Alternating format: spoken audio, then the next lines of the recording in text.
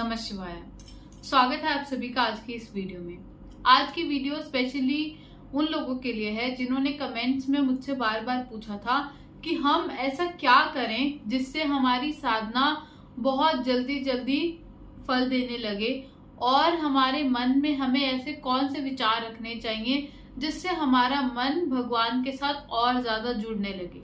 तो आप एक चीज बहुत अच्छे से समझ लीजिए कि अगर आप साधना कर रहे हैं, उसमें कैसी भी साधना हो सकती है। स्पेशली अगर आप नाम जप कर रहे हैं तो आपको, अगर आपने कहीं से भी गुरु दीक्षा ले रखी है तो आपको अपने गुरु का सम्मान करना चाहिए बहुत ज्यादा, और उनकी कही हुई हर बात का पालन करना चाहिए और उनके आश्रम में रहना चाहिए। पर अगर आपकी गुरु दीक्षा नहीं हो रखी और आप साधना करते हैं तो आपको अपने इष्ट को ही अपना गुरु मानना चाहिए और उनका पूर्ण सम्मान करना चाहिए। और जो भी हो, जैसा भी हो, जो भी आपके इष्ट के बारे में जो भी कहे, आपको किसी बात पर विश्वास नहीं करना, सिर्फ और सिर्फ अपने इष्ट पर श्रद्धा रखनी है और उनका नाम जप करते चले जाना है। इसके अलावा आपको शास्त्रों का अध्ययन करना है। जितना ज्यादा आप शास्त्रों का अध्ययन करेंगे, चाहे आपको कोई लैंग्वेज बैरियर है या कुछ भी है, अगर आप खुद से पढ़ नहीं सकते तो आपके पास आजकल तो स्मार्टफोन है, तो आप उस स्मार्टफोन का यूज करके उसमें कोई भी, जिस भी ग्रंथ को आप जानना चाहते हैं, समझना चाहते हैं, उसके बारे में आप पूरी नॉलेज ले सकते हैं और वो आपको कोई भी लैंग्वेज में इजीली मिल भी जाएगा।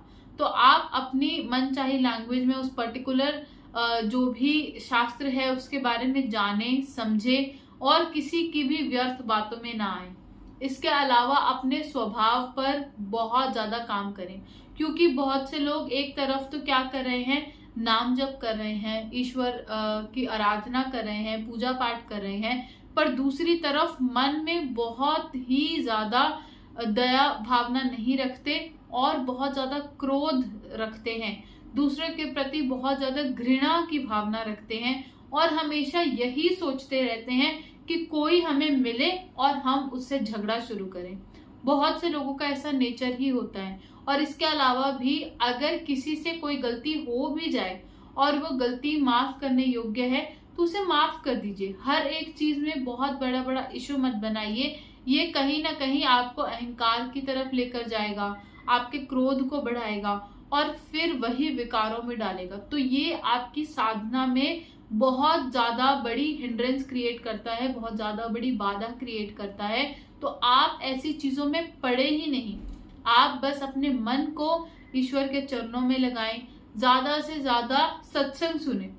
जैसे भी आप अगर कहीं पर फिजिकली जा सकते हैं, आपको लगता है कि किसी संत महात्मा की कोई कथा हो रही है, वहां पर मुझे जाना चाहिए, कोई अच्छी बात ही सुनने मिलेगी, तो आप वहां पर जाएं।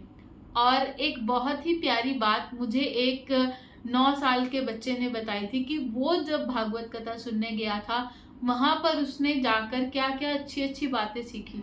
और वो बच्चा सिर्फ और सिर्फ 9 साल का है। वो उस कथा में गया जो कि उसके घर के पास हो रही थी, और वो बच्चा जितने भी दिन वहां पर कथा चली, वहां पर जाकर हर रोज अपना सब पढ़ाई लिखाई का काम पूरा कर कर उस कथा में जाता था। और वहां पर जाकर जो भी, जितना भी उसको समझ में आता था, 2, 3, 4 बातें, वो आकर अपनी फैमिली में हर एक को बताता था। तो ये सुनकर मुझे बहुत अच्छा लगा। जब इतने छोटे छोटे बच्चे ये सब चीजें कर सकते हैं, तो हम जिनमें बहुत ज्यादा समझ है, हम ऐसा दावा भी करते हैं, तो हम ये सब चीजें क्यों नहीं कर सकते। और अगर आपको लगता है कि आपके पास टाइम नहीं है, तो अगेन मैं आपको यही सजेशन दूंगी कि आपके पास स्मार्टफोन तो है, हर एक चीज उसमें अवेलेबल है। आप सर्च कीजिए, आपको महापुरुषों की, संतों की, बहुत बड़े बड़े अच्छे अच्छे कथावाचकों की कथाएं सुनने मिलेंगी। आप वो सुनिए, वहां से ज्ञान लीजिए और उस ज्ञान को जितना ज्यादा हो सके उतने लोगों के सामने पहुंचाइए, उतने लोगों के साथ शेयर कीजिए। इससे आपका भी उद्धार होगा और आपके इष्ट की कथाएं भी लोगों तक पहुंचेंगी, और जो लोग उसका श्रवण करेंगे उनके भी उद्धार होगा। तो आप बहुत सारे लोगों का भला कर रहे हैं अपने साथ साथ, तो ऐसा नोबल काम तो आपको करना ही चाहिए। इसके साथ साथ में आप कथा का जितना ज्यादा प्रचार प्रसार करते हैं, उससे आपके कर्मों में भी बहुत ज्यादा पॉजिटिविटी आती है और आपके कर्म बहुत ज्यादा अच्छे बनते हैं। और इसके अलावा आपको एक पूरा कोशिश करनी चाहिए कि शास्त्रों में और गुरुजनों की बातों में आपकी पूरी श्रद्धा हो और आप हर एक को भगवान के समान देखें। आप बस ये कोशिश करें कि आपके अंदर ये भाव आ जाए कि मेरा मन और मेरा शरीर ये सब भगवान का ही अंश है। और जिस दिन आपको ये भावना आ गई तो समझ लीजिए कि आप मोक्ष के बहुत पास में पहुंच चुके हैं। क्योंकि सबसे ज्यादा प्रॉब्लम ही यही है कि लोग मोह में फंसे हुए हैं, मोह से निकल ही नहीं पा रहे। कभी उन्हें बच्चों का मोह है, कभी पति पत्नी का है, माता पिता का है, सबका मोह है। बस आपको एक कोशिश करनी है कि सबके साथ बहुत अच्छा व्यवहार करना है, हमेशा मधुर वाणी में बात करनी है, किसी को कोई भला बुरा नहीं कहना। अगर आपको कोई भी चीज बुरी लग भी रही है तो भी उसे अच्छे ढंग से ही आपको अपनी बात को प्रस्तुत करना है और पूरी मर्यादा में रहकर ही हर एक से बात कीजिए। जितना ज्यादा इन सब चीजों पर आप काम करेंगे उतना ज्यादा आप दूसरे के बारे में मत सोचिए कि दूसरे के साथ हम ऐसा बिहेव करेंगे तो हमें ये फल मिलेगा। अगर आप अपने पॉइंट ऑफ व्यू से भी सोचते हैं तो भी आपको ये बेनिफिट तो मिलेगा कि आपका पीस ऑफ माइंड मेंटेन रहेगा। क्योंकि जब आप झगड़ा करते हैं तो उसके बाद आपका भी मूड अपसेट होता है। अपना मूड अपसेट होने से बचाने के लिए ही सही ये सब चीजों को फॉलो कीजिए। और जैसे कि मैंने आपको बताया कि मोह के चक्कर से बाहर निकलिए, डिटैचमेंट लेकर आइए।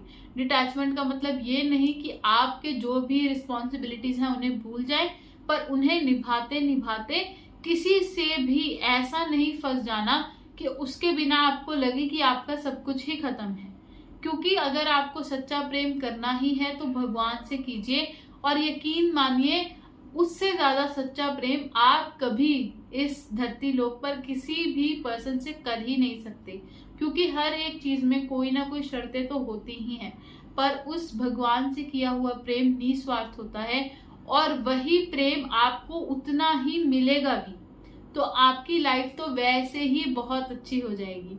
आप बस ऐसे ही ज्यादा से ज्यादा नाम जप कीजिए और भगवान से यही प्रार्थना कीजिए कि हे भगवान, हमें अपने चरणों में जगह दो, हमें अपना बालक बनाकर रखो और हमारे ऊपर अपनी कृपा करो। फिर देखिए आपकी लाइफ भी कैसे चेंज होती है और आपको अपनी साधना का फल भी कितना जल्दी और कितना ही अच्छा मिलता है जितना आपने सोचा भी नहीं होगा।